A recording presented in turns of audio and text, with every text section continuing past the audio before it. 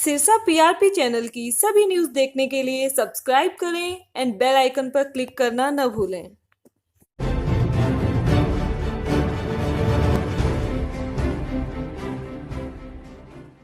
करने पे लगे हुए हैं। मैंने पहले भी कहा था भाई पहले खरीद का तो पुराना भी सिस्टम चला दो, कोई बात हो गई ठीक हो जाए, बीमारी से लड़ाई लड़ लेंगे जब ठीक करेंगे। इसमें भी यही कहना है कि बरसाती मोगे की जो पुरानी नीति लागू करो यहाँ पे। अभी अभी किसान के साथ कोई तजर्बे की बात मत करो और जो बल्कि लागत बढ़ा दी। अब इन्होंने कहा कि हमने धान की कीमत बढ़ा दी। जब धान की इन्होंने वो की है, कितनी बढ़ाई है? 53 पैसे प्रति किलो। और लागत कितनी बढ़ा दी? डीजल पे चलो सेंट्रल गवर्नमेंट ने किया, हरियाणा सरकार ने जो 9.24 हमारा वेट था, ये डीजल पे 17% से ज़्यादा कर दिया और पेट्रोल पे 27% से ज़्यादा कर दिया और अब फिर बढ़ा दिया। उसका तो हर चीज़ बढ़ रही है। अरे सबको क्या, किसान की मदद करो, खाद दो, डीजल सस्ता करो, उसके लिए कोई करो, वो इनकी कोई सोच नहीं है। हाँ, बल्कि सब्जी मंडी में सब्जी जो पैदा करते हैं उनके लिए सब्जी मंडी में वो टैक्स लगा दिया। पहले मंडी टैक्स हमने छोड़ रखा था, वो लगा दिया। आज वो उनकी बढ़। टमाटर जो है 1 रुपया किलो बिके, आप सबको मालूम है। क्या होगा इसका किसान का? इनको कोई वो खबर नहीं है। हाँ, घोटाले पे घोटाला कर रहे हैं।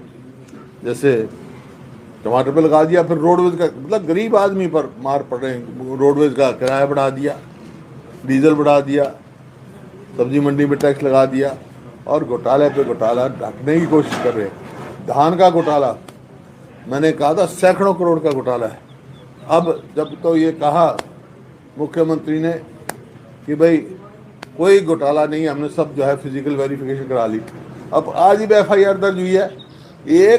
एक राइस मिल में 6 करोड़ का घोटाला हुआ है। इतनी, मतलब फिजिकल वेरिफिकेशन करा दी, आज FIR दर्ज हुई है क्या कि भी वैसे नकली फिजिकल वेरिफिकेशन कराई, इतना घोटाला। ना धान आया ना गया और पेमेंट हो गई। तो बड़ा भारी घोटाला उसको इसको कर दिया। शराब का घोटाला आपने देखा खुद, कौन कौन उसमें गए, कौन कौन गए। अब वो घोटाला हुआ, अब नया शराब का घोटाला हो रहा है। हमने कहा था भाई शराब की जो 200 रुपये की बोतल है वो तो 400 बिक रही है। प्राइस लिस्ट किसी पे भी ठेके पे नहीं है। ये कीमत होती है, तय होती है। तो कोरोना टैक्स लगाया है, एक बोतल में इतने बढ़ाए हैं, तो प्राइस लिस्ट लगाओ ताकि कीमत पता लगे। लेकिन उसमें और घोटाला कर रहे हैं। इस तरह जैसे मीटर का घोटाला हुआ, घोटाला पे घोटाला कर रहे हैं, उसकी तो जांच कर नहीं रहे और ये नए नए तजर्बे किसान से कर रहे हैं। तो ये इनकी उपलब्धि की भोपू लगाने की जरूरत नहीं है, विफलता का समय। लेकिन मैं फिर भी कह रहा हूँ उनको, भाई ये रैली वैली करेंगे तो ये ऐसी रैलियाँ तो हमने बहुत की हैं। जब हम रैली करेंगे तो लाखों की तादाद होगी, क्योंकि ये तो विफल सरकार है। लेकिन ये अब ऐसी टकराव की समय नहीं है। अब एक होकर इस बीमारी से लड़ने का समय है, लोगों को बचाने की समय है। अपनी खुद की पीठ थपथपाने की जरूरत नहीं है। लोगों को पता है कि विफल सरकार है। लेकिन मैंने कहा था कि सारी बात देखते हुए अब मुख्यमंत्री का बयान आया, मुख्यमंत्री जी का, कि भाई मेरे को कर्जा लेना पड़ेगा। कर्जा तो पहले ले चुके, हर महीने कर्जा ले रहे। 60,000 कर्जा था जब हमने सरकार छोड़ी, आज 2 लाख से ऊपर कर्जा हो गया।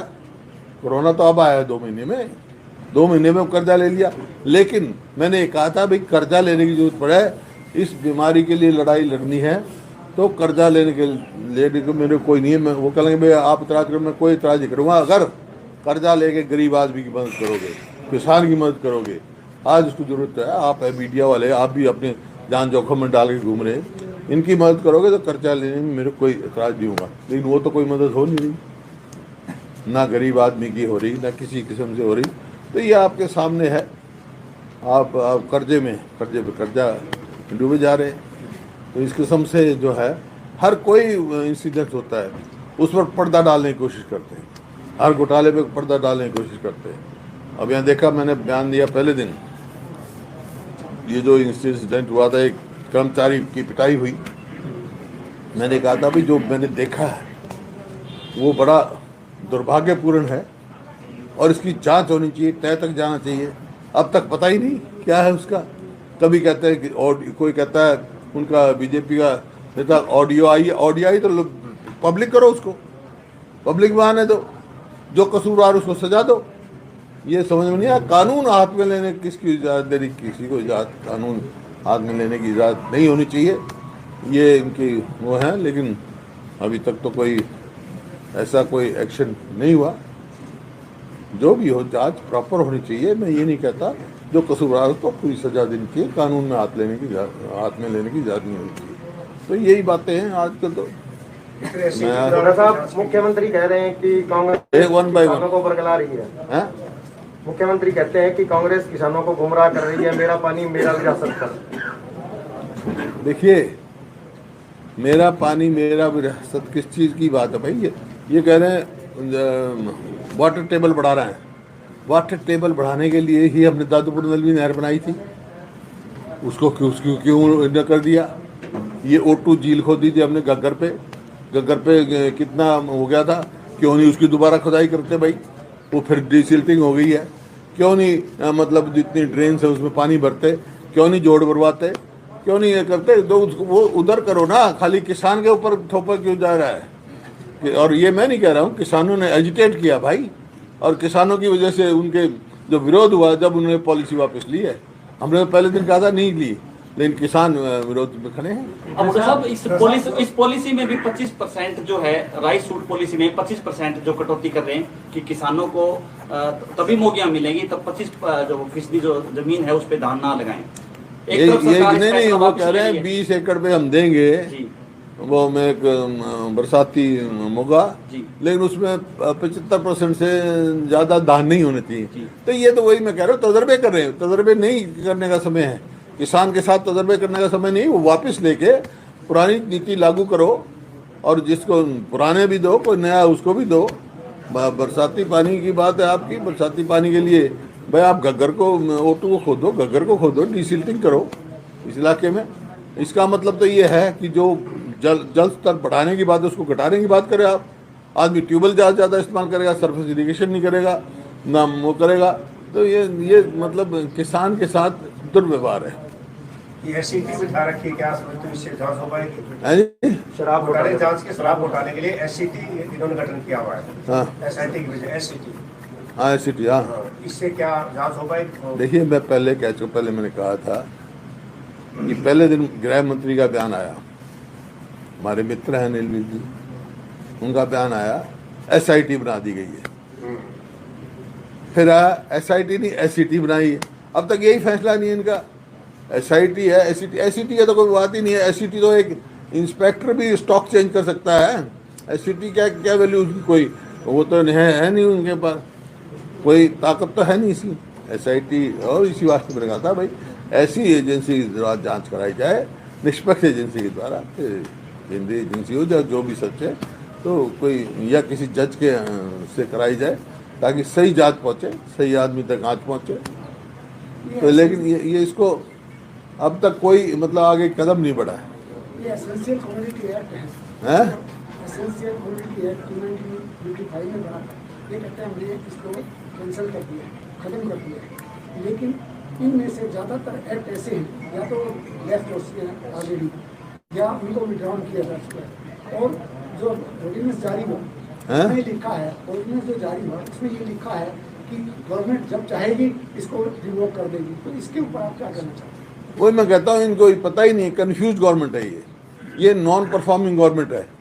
जहाँ भी कहीं फैसला लेने की बात होती है, फैसला नहीं ले सकते। ये फैसला यू टर्न गवर्नमेंट है, आज लागू करेंगे कल करेंगे। इसी तरह एक्साइज पॉलिसी में इन्होंने किया, एक दिन में 2 बार बनाई, तीसरी बार वो कैंसिल कर दिया, तीसरे दिन 3 ऑर्डर करते हैं।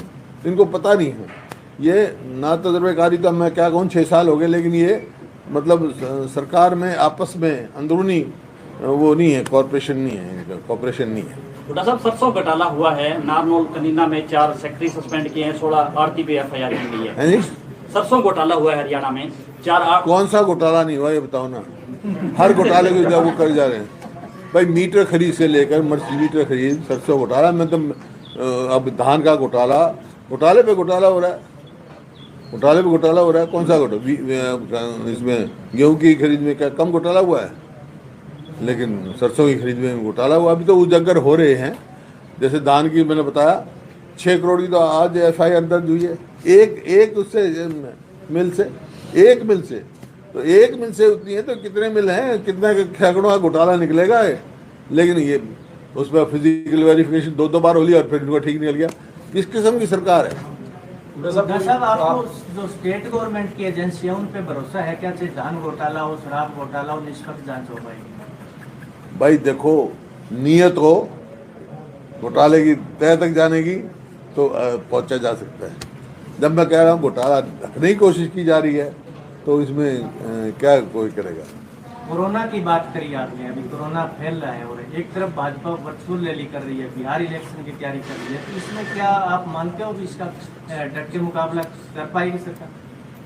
मैं कह चुका हूँ ये समय जो है अपनी पीठ थपथपाने का नहीं है, अपना भोपू लगाने का नहीं है।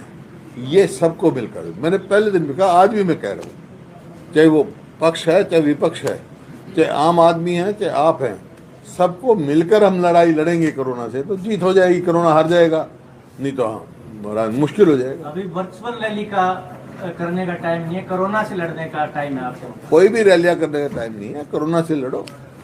रैली कर लेंगे, समय है।